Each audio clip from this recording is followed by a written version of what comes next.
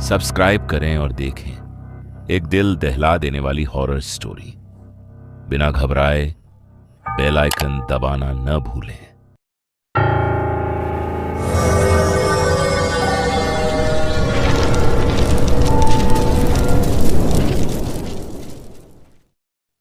इस कहानी के लेखक नसीरुद्दीन जी हैं।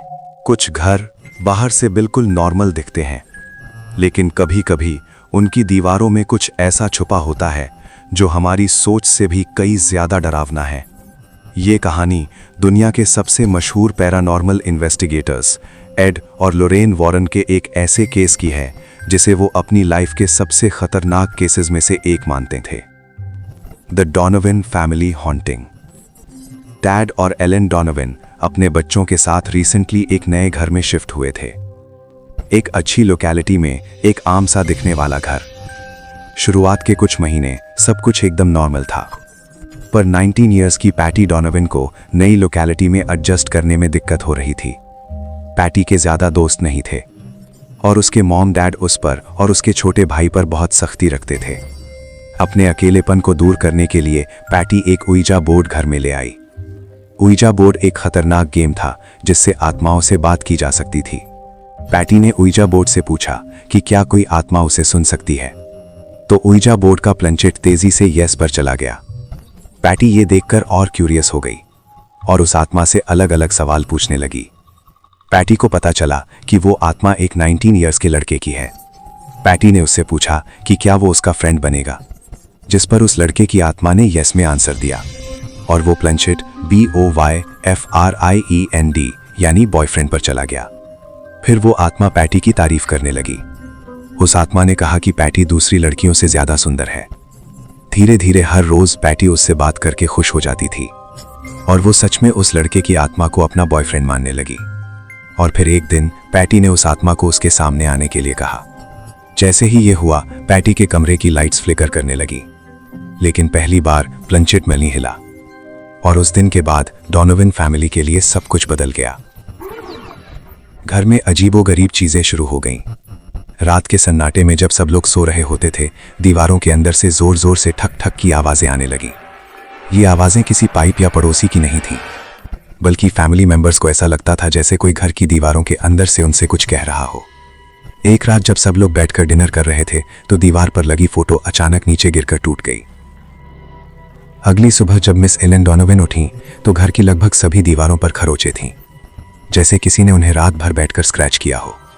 साथ ही घर में एक बेहद अजीब सी सड़े हुए मांस और सल्फर की गंदी बदबू आई और फिर अचानक चली गई, जैसे कोई किसी मरे हुए जानवर को एलन के सामने से लेकर गया हो। धीरे धीरे वो स्मेल पूरे घर में सारे फैमिली मेंबर्स को आने लगी थी। चाहे खिड़की खोल लो या एग्जॉस्ट चला लो या फिर परफ्यूम छिड़क लो, वो गंदी बदबू उनके घर से जा ही नहीं रही थी। उस दिन टैड डॉनोवन जब बाथरूम गए तो उनके होश उड़ गए। नल से पानी की जगह खून जैसा गाढ़ा लिक्विड निकल रहा था। उन्होंने फौरन प्लम्बर बुलाया और पाइप्स चेक करवाए।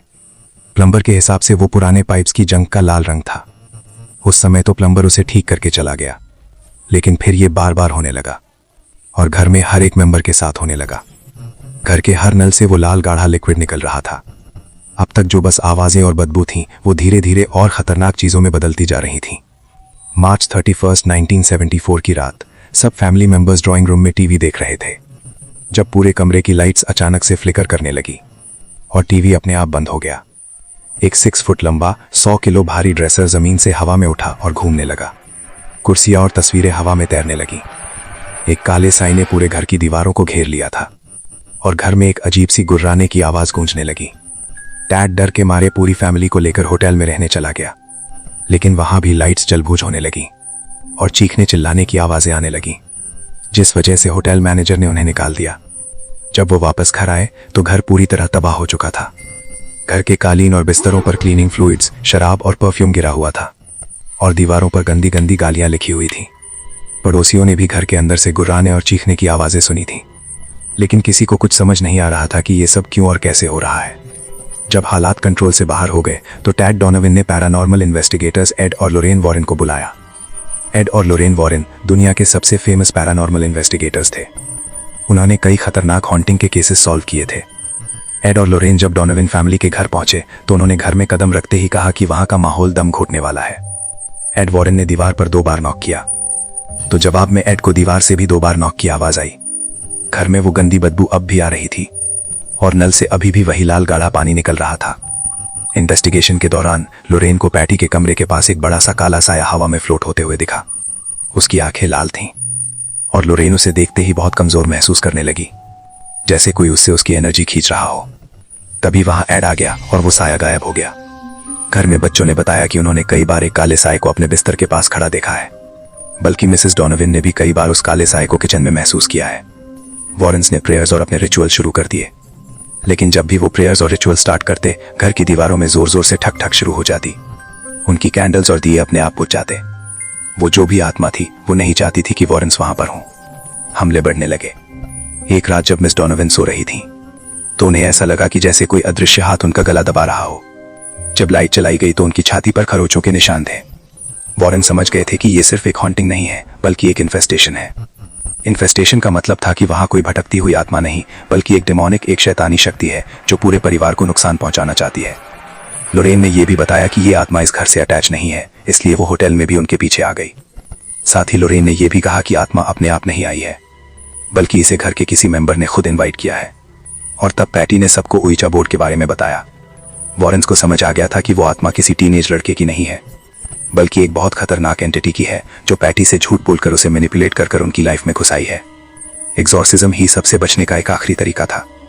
एड वॉरेन ने चर्च से एग्जॉर्सिज्म की परमिशन मांगी। जब प्रीस्ट ने एग्जॉर्सिज्म शुरू किया तो डोनोवन फैमिली का घर किसी जंग के मैदान में बदल गया। कमरे का टेम्परेचर बर्फ जैसा ठंडा हो गया।